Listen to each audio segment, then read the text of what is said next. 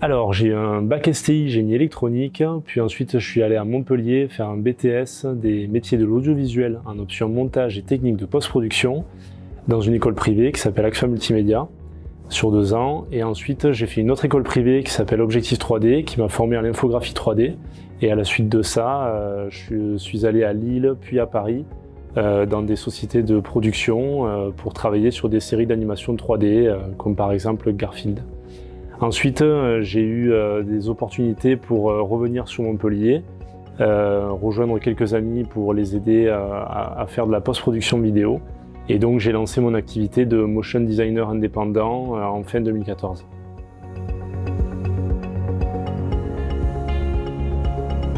Souvent, donc, je travaille avec des agences de communication et des sociétés de production. Ma mission, généralement, c'est de conseiller, de créer, d'animer ou de retoucher.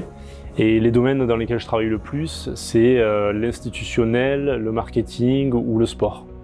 Les échanges, généralement, se font par mail. Et donc, soit je propose une animation selon les besoins du client, ou soit il y a un cahier des charges très précis et le client arrive avec des images qu'il a déjà fait filmer par des cadreurs monteurs. Et donc moi je vais ajouter sur ces images de l'incrustation, de design de forme, de texte, d'illustration et de vidéos, etc.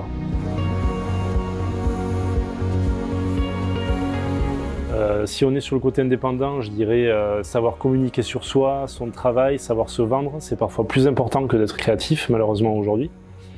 Et ensuite, ce qui définit le mieux le motion design, c'est la capacité à livrer, alors souvent seul, un produit fini à partir de presque rien. Donc il faut savoir être polyvalent pour trouver une solution selon le temps et le budget. Normalement, le motion designer, il est souvent amené à faire du montage vidéo, de l'illustration, de l'animation 3D, du compositing, de l'étalonnage, parfois des storyboards et même de la réalisation, puisque dans des univers virtuels, on pilote souvent des caméras. Après, souvent, il faut essayer de ne pas se laisser aller, et ça veut dire s'informer beaucoup sur les outils, les plugins, les scripts et les logiciels, mais aussi s'informer pour l'inspiration, donc aller voir de la vidéo et rester inspiré. Donc en gros, rester en éveil, quoi. Ensuite, dans la compétence, il y a le travail et la détermination pour mener à bout tous les projets avant la deadline. C'est l'objectif le plus important de tous, c'est la confiance client. Dans la pratique, souvent ce qui se passe, c'est qu'on a beaucoup de projets avec de longues heures devant l'écran, et là il faut aimer ce qu'on fait, aimer ses logiciels et leur ergonomie pour ne pas perdre trop de temps sur l'exécution et parfois du coup savoir aller à l'essentiel, même quand l'engouement nous mène vers le perfectionnisme qui peut retarder, quoi. C'est ce que me disait mon formateur Alexis Soler à Objectif 3D, quoi qu'il arrive, essayer de rester dans le couple rigueur et initiative. Qu'on soit indépendant ou salarié d'une entreprise, normalement, en respectant ces 2 règles, on peut mener à bien tous les projets.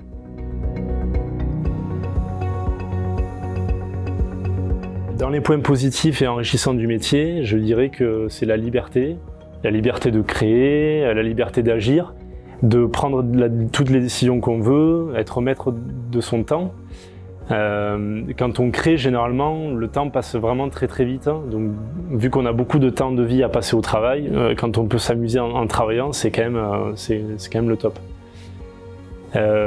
Après, l'autre aspect intéressant aussi, c'est qu'on a un lien avec un grand nombre de domaines et de métiers. Donc, souvent, en fait, en cherchant à esthétiser une marque, on cherche à la comprendre aussi. Et donc, on se rend compte qu'on traverse plusieurs univers qui vont du sport au recyclage, en passant par l'automobile, l'agriculture, le transport, la construction, souvent aussi les technologies. Bon, je dirais déjà que le motion design, c'est une activité très solitaire, donc parce qu'on est au bout de la chaîne de production et on attend de nous souvent qu'on sorte des choses très qualitatives et dans un temps imparti qui est très court. L'autre difficulté, comme je le disais juste avant, c'est de toujours se tenir informé, car il y a de nouveaux outils qui sortent chaque mois et qui sont plus efficaces et qui en remplacent d'autres, donc ça fait gagner beaucoup de temps. Et donc du coup, il faut savoir exploiter son temps libre pour se former et apprendre de nouvelles choses. Et donc il faut se former tout le temps. il y a un côté assez paradoxal, c'est que dans un sens, du coup, on a moins de place pour la création, puisque en voulant sortir un film trop vite, on est obligé de céder par exemple de sites de stock, comme Adobe Stock, Shutterstock, où on a des centaines d'artistes qui référencent des milliards de contenus, donc c'est bien aussi pour l'inspiration et pour pouvoir gagner du temps en intégrant des éléments supplémentaires à nos productions. Et dans un autre sens, on a plus de place accordée à la création parce que tous les nouveaux outils liés aux intelligences artificielles facilitent beaucoup de processus qui avant étaient hyper chronophages parce qu'il fallait tout faire à la main sur un très grand nombre d'images. Et donc aujourd'hui, on est quand même un peu plus aidé par les logiciels qui arrivent à reconnaître un petit peu plus ce qui se passe dans les plans, notamment pour la rotoscopie. Donc quand on découpe, les formes en fait sont un peu plus repérable par le logiciel.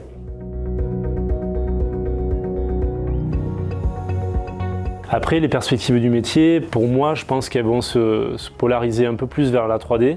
Aujourd'hui, on voit qu'il y a des logiciels comme Unreal Engine qui sont des moteurs de rendu 3D à temps réel, dans lesquels on a des univers entiers, à la fois intérieurs et extérieurs, beaucoup d'environnements, de paysages, etc. Et je pense que dans le futur, on peut déjà un petit peu le faire sur certains logiciels. On aura des banques d'éléments 3D vraiment énormes et on va pouvoir aller chercher des personnages préanimés, des objets préanimés, des véhicules préanimés, etc. Et on pourra comme ça assez rapidement créer une animation et avec un rendu qui soit vraiment très qualitatif et avec des temps très amoindris. Si c'est un métier qui vous intéresse, foncez. C'est un métier qui vous permet de sortir du réel, qui est parfois un petit peu lourd quand même, surtout aujourd'hui, et qui vous permet de vous réfugier dans des mondes et de créer un peu vos propres histoires. Et ça rend vraiment heureux.